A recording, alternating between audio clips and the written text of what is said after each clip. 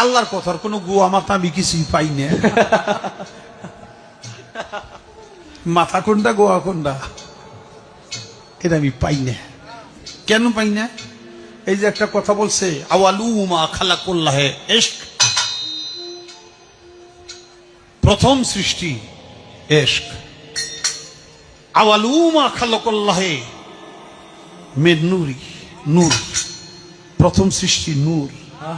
আওয়ালুমা খালাকুল্লাহে আরশ, প্রথম সৃষ্টি আমার আরশ। দেখেন, আওয়ালুমা খালাকুল্লাহে রূহ, প্রথম সৃষ্টি আমার রূহ। কয়টা হয়েছে? এক মুখ হচ্ছে দুই কথা কয়, হ্যাঁ রে, মুখ কয় না হুক কয়? এক মুখে দুই কথা কইলে হ্যাঁ মুখ থাকে, হ্যাঁ তো মুখ থাকে না, হ্যাঁ তো হুক হয়ে যায়। আল্লাহ যে কইল প্রথম সৃষ্টি আমার ইশক, প্রথম সৃষ্টি আবার কয় আমার আরশ, প্রথম সৃষ্টি আবার কয় নূর, প্রথম সৃষ্টি আবার কয় রূহ। আল্লাহ এক মুখে যে এত কথা কয়, আল্লাহর মুখ কয়টা? খালি কয়টা না, ওটা মুখ না হুক, এটাও আমার জানা দরকার। 25 বছরে বিশ্বনবী বিয়ে করলেন 40 বছরের এক বুড়ি মহিলাকে। বিয়ে করেছেন সাইয়েদানা সাইয়্যিদাতুনা খাদিজাকে, ওনার বয়স ছিল 40। আগে 2 বার তালাক খাইছে, অনেকগুলো বাচ্চা জন্ম দিয়ে প্রৌঢ়া একটা নারী ছিল। এই মহিলাকে বিয়ে করলেন বিশ্বনবী মুহাম্মদ। তাগড়া যুবক বিয়ে করলেন 40 বছরের এক মহিলা। তাও এমন যদি হয়তো এই মহিলাটার বিয়ে হয় না, ইনট্যাক্ট মহিলা, তাও তো না, ভার্জিন না, উইডো, বিধবা, আরমালা। মিজানুর রহমান আজহারীকে বয়ান শিখিয়েছে কে? বিশ্বনবীর কোনো অক্ষর জ্ঞান ছিল না। কেন জানতেন না? আল্লাহ ওনাকে শিখাননি।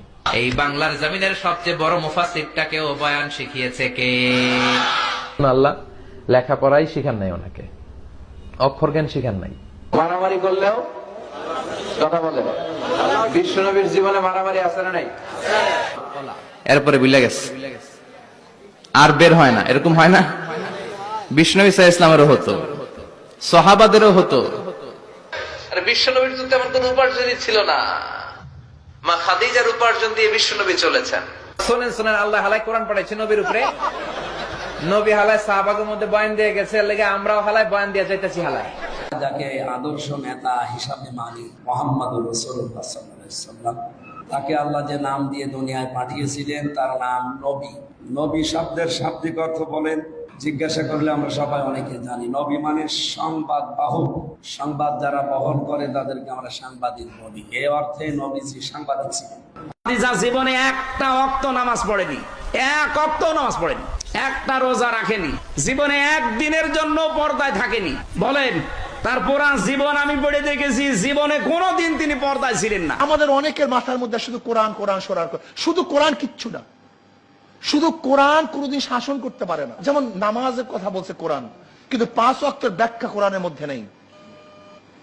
ইন্নাস সালাতা কানাত আলাল মুমিনিনা কিতাবাম মাওকুতা, ওয়াক্ত মতো নামাজ পড়া, কোন ওয়াক্ত কোন সময় শুরু হবে এটা কোরআনের মধ্যে ব্যাখ্যা নেই। আপনি কিভাবে নামাজ পড়বেন আমাকে বলেন তো? রোজার গোটা ব্যাখ্যা, কিভাবে রোজা রাখতে হবে, কিভাবে রোজা ছাড়তে হবে, কোন সময় রোজা রাখতে হবে, কোন সময় রোজা ছাড়তে হবে, এর ব্যাখ্যা কোরআনের মধ্যে নাই। আপনি কোরআন দিয়ে কি করবেন আমাকে বলেন তো? হজের পুরো ব্যাখ্যা কোরআনের মধ্যে নেই, জাকাতের পুরো ব্যাখ্যা কোরআনের মধ্যে নেই। চুরি করলে কি পরিমাণ চুরি করলে, কখন চুরি করলে, কোন অবস্থায় চুরি করলে, এর ব্যাখ্যা কোরআনের মধ্যে নাই। কাজে আপনাকে অবশ্যই মনে রাখতে হবে শুধু কোরআন কোরআন, এর মধ্যে শুভঙ্করের ফাঁকি, এটা আহলি কোরআনিয়াতের স্লোগান।